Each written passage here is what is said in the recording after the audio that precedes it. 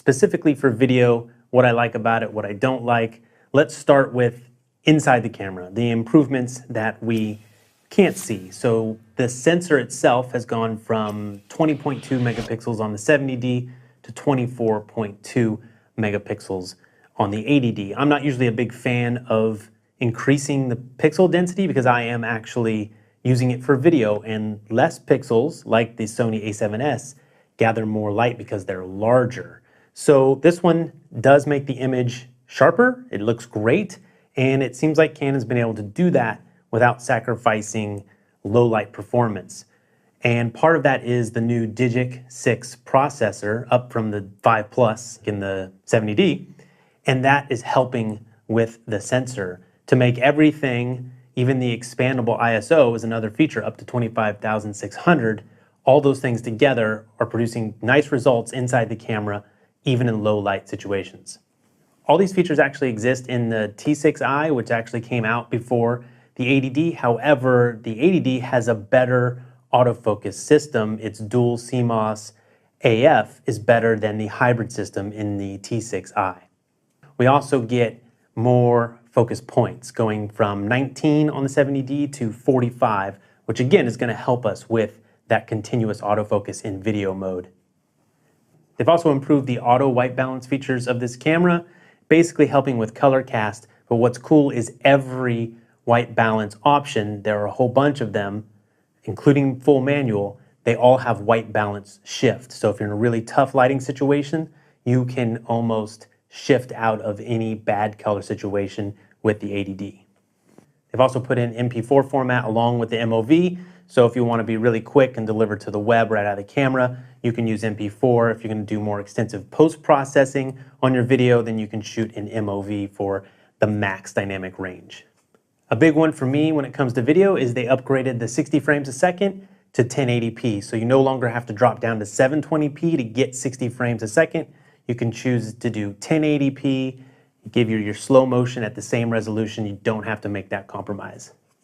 They've built a time-lapse option into this camera, so that's really nice if you want to fire off a time-lapse. Also, the 70D had Wi-Fi, so does the 80D, but they added NFC capabilities. If you have a compatible smartphone, you can touch it and transfer to your phone easily. And they've increased the max ISO to 25,600, which should help with low light performance at ISOs that are lower than that maximum range. Let's take a look at what's new on the camera itself, those things we can access and actually see and touch on the 80D, starting with the much heralded headphone jack. They've now added a headphone jack for people shooting video. This can be really nice because you can monitor the audio while you're recording, before you're recording, whenever you need to, if you're recording audio into the camera. Going along with that, some of those inputs like mic and headphones have actually been shifted forward so that when you open the tilt screen and it's facing you, you can actually spin it around without hitting those cables. So that's pretty nice. They've upgraded the battery just a tiny bit. It's basically the same LPN6, except this is an LPN6N, so you can use your old batteries, but the newer one is going to actually give you a little bit more life. The onboard microphone on the 70D was on top. Now it's in front. Not a big deal. You're not really going to be using that more than reference audio anyways. It's better off if you record with a microphone either attached to the camera that's going in or audio separately like I'm doing now. In fact, having the microphones on the front may actually pick up more autofocus noise, which could be bad if you're recording your audio on the camera itself.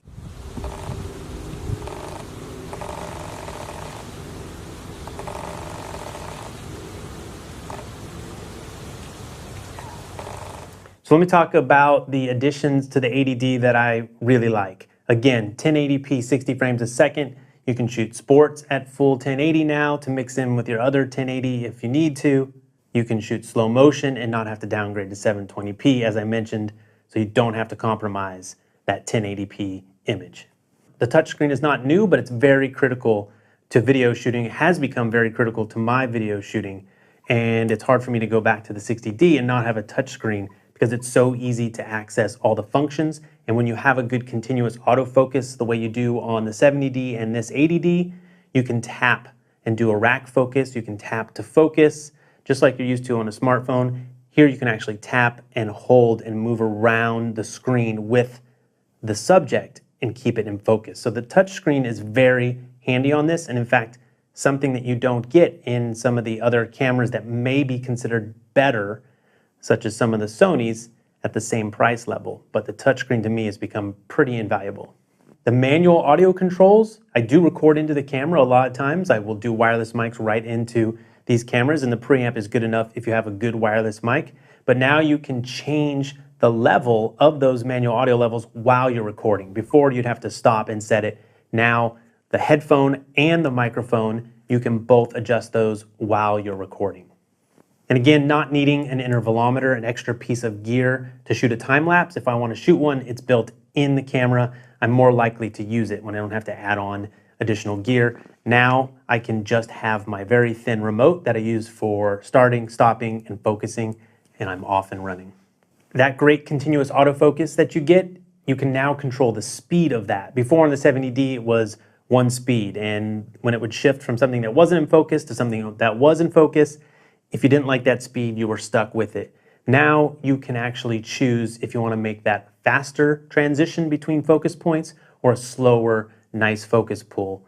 Even the noise from the 60D compared to the 80D, the noise in the 80D seems to be like a softer, almost more like a grain, like a film grain. So even the noise when you get up in those higher ISO looks better to me. And the Wi-Fi and the NFC are great. Not something I thought I would need when I was testing out the 70D. I didn't really use it. This time I got it set up on the 80D. It was really nice for easily transferring some small clips to my phone and then sharing them socially. Which reminds me, I share a lot of clips while I'm testing in between reviews, so check those out. And one cool thing that I noticed, when you tilt the 180-degree screen at you and you just tilt it just a little bit, it actually orients you either on the left side or the right side. So it changes based on how you prefer to see yourself on the screen. So that was something that may have existed before, but I never saw it. Just a little tilt and it oriented different. I think that's a feature. It was cool. Okay, so what are the things that I don't particularly care for with the 80D? The one you'll hear the most is that at its price range, it doesn't have 4K. Some other cameras like the Sony a6300 do have 4K, so that's just decision if it matters that much to you. It doesn't matter to me that much yet. I would like to have it. However, in the Sony a6300, we do get a great continuous autofocus like the 80D, but you don't get a swivel screen, which is very important when you're shooting by yourself, and we don't get a touch screen. So those features have become more critical to the way I shoot right now, at least, than 4K. So it's a compromise. You have to decide what you want for yourself. When it comes to exposure and focus options, the 80D lacks those. We don't have zebra stripes, so we can see when things are overexposed. You do have highlight alerts, but on my 60D, I can snap a picture while I'm filming video, and immediately it'll show up on the screen, and it'll blink if it's overexposed. That was a real quick way for me to use highlight alert. Well, now you can't snap a photo on the 80D, and you have to shoot a little piece of video and then stop, go into the preview, and then the highlight alert will work. So it's there, but it's not really functional the way you'd want it in a fast-moving environment. Also, no focus peaking. And on top of no focus peaking, which are the lines around something that's in focus, you don't get that. You also can't magnify the image to punch into the image, like I've shown on this channel before, to get critical focus while you're recording. So it'd be fantastic, like the Sony a7S and other cameras, if you could magnify in real time to be able to check that focus. We don't get that. Also, there's a couple features you don't get unless you're in the one particular single point autofocus mode. Most of the time I'm in face tracking, and the digital level won't display, as well as the AF servo speed that I talked about and the AF track sensitivity. So that autofocus speed change. You don't get that unless you're in the FlexiZone single autofocus mode. And the 1080p 60 frames, while I love it, it's not available in the format that I would usually shoot, the .mov. It's only available in MP4. So the good thing is the MP4 looks really good. I haven't noticed a whole lot of difference, but it would be really nice if I could keep my format consistent and get max dynamic range on that 1080p 60 frames. You don't get that, only in MP4. And there's no native flat picture profile. You can tweak all the picture profiles, which is really nice, and I have my own that I use to make things a little flatter. You can check the description. I'll put my own picture profile recipe in there, but we don't get Canon log. You know, on the Sonys, they have XAVCS codec, which is an advanced pro codec, as well as you get a flavor of S-Log, which is really nice. Those are professional features that give you a really flat image that you can really work with in post-production. We don't get any of that from Canon on the 80D. And if you're using the HDMI out to go to a recorder, external recorder, or even trying to live stream with the camera, it's not a clean HDMI. So at a minimum, you're going to have the focus box on the screen, so it doesn't really work for recording or live streaming. What I did like is that the HDMI, unlike my 60D, displayed full res on my iCan monitor. The 60D down-resed, and it was almost useless for focusing. The 80D at least gives me my full res HDMI into my monitor. Also, you get an extra custom profile setting on the dial, so if you have different situations that you'll be filming in, you want to click into another one really fast, then you have more options for setting that on the camera and getting to it really quick. So a couple other features for video, including some creative modes like black and white and all these things you can bake into the image, something I wouldn't do. They're in there for video. There's supposed to be an HDR mode, which I never found, so if you found how to get to HDR mode, let me know in the comments, please. But overall, I like this camera. It works really well at what it does, continuous autofocus. The image looks fantastic, and it would be hard to go wrong if you invested in this camera. I built a whole channel almost on a 60D, so you could go for years with just this camera and adding different pieces of glass.